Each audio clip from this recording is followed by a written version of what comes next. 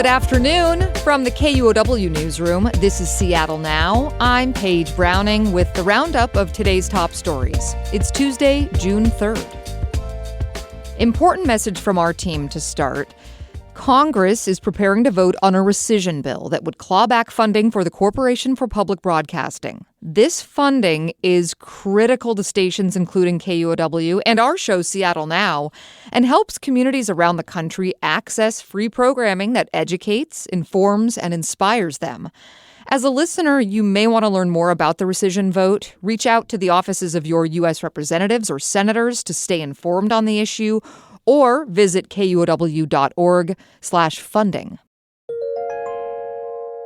Our top story today, witnesses who confirmed the romantic relationship between former Seattle Police Chief Adrian Diaz and the woman he hired say they feared retaliation. That's according to new records disclosed by the city's Inspector General. Amy Radel has more. Detective Tay Gray McVeigh told investigators that former Police Chief Adrian Diaz admitted to his relationship with former TV anchor Jamie Tompkins before she became his chief of staff. But speaking with investigators last June, Gray McVeigh broke down and said he feared for his job. The city's investigations are flawed. And I have seen people lose their job, and I've seen people be demoted for talking about this very thing, not even in a formal setting. Ultimately, Seattle Mayor Bruce Harrell fired Diaz for dishonesty. Diaz is now suing for wrongful termination. Tompkins has also filed a sexual harassment claim, which is scheduled for mediation. Amy Radel, KUOW News. In a terrible tragedy in Washington state, a man's wanted for murder after his 3 young daughters were reported missing and then found dead. Police are asking the public for help today to locate 32-year-old Travis Decker. The girls' mother reported to police that their father didn't return them after a planned visit. Officers then found the bodies of the 9, 8, and 5-year-old girls near a Leavenworth area campground on Monday. Decker, a former military member, is now wanted for 3 counts of murder and kidnapping by the Wenatchee Police Department.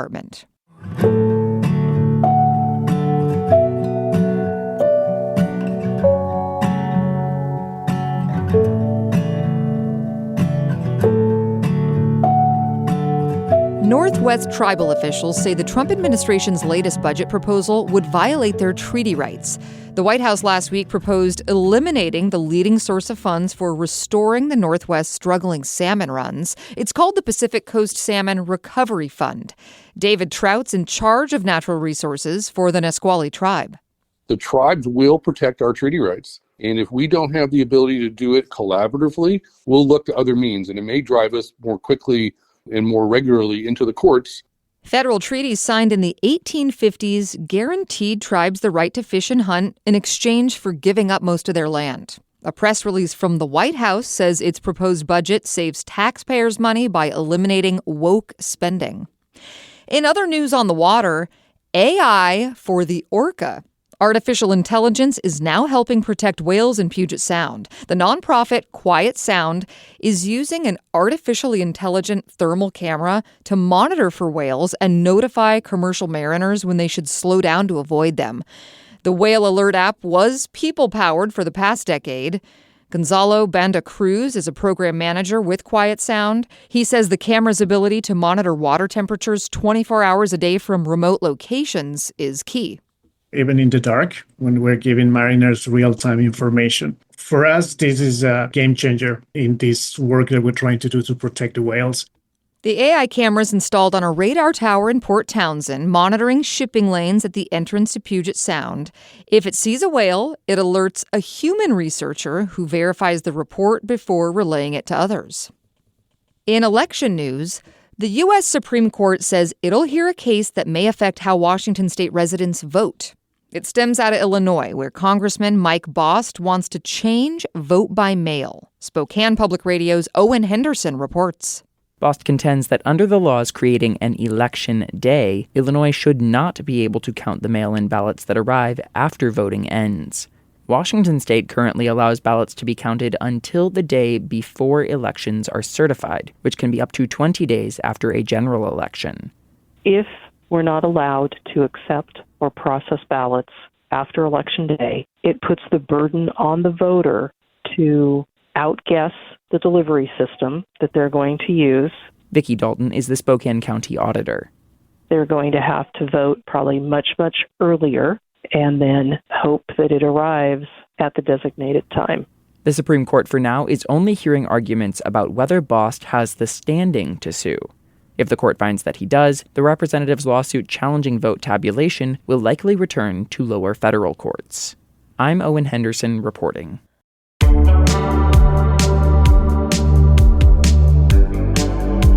A couple stories we're keeping tabs on. More than 50,000 Seattle area patients could face higher healthcare costs or be forced to switch healthcare providers. This after UW Medicine failed to reach a new deal with Aetna Health Insurance. The previous contract expired June 1st, according to the Seattle Times. UW says negotiations continue, but patients may need to seek in-network alternatives. And a merger. Cornish College of the Arts has officially become part of Seattle University. The two schools agreed to combine earlier this year to get around rising operational costs and challenges in higher education. Cornish transferred its campus, endowment, and some debt to Seattle U, which has now launched the new Cornish College of the Arts at Seattle University. Seattle's trying to solve a nuisance. The issue? People dumping nasty used tires. The group coming to the rescue, Seattle Public Utilities. Lee Moman with SPU says illegal tire dumping in greenbelts and public spaces is up more than 80% since 2022, and it's not just a tire here and a tire there.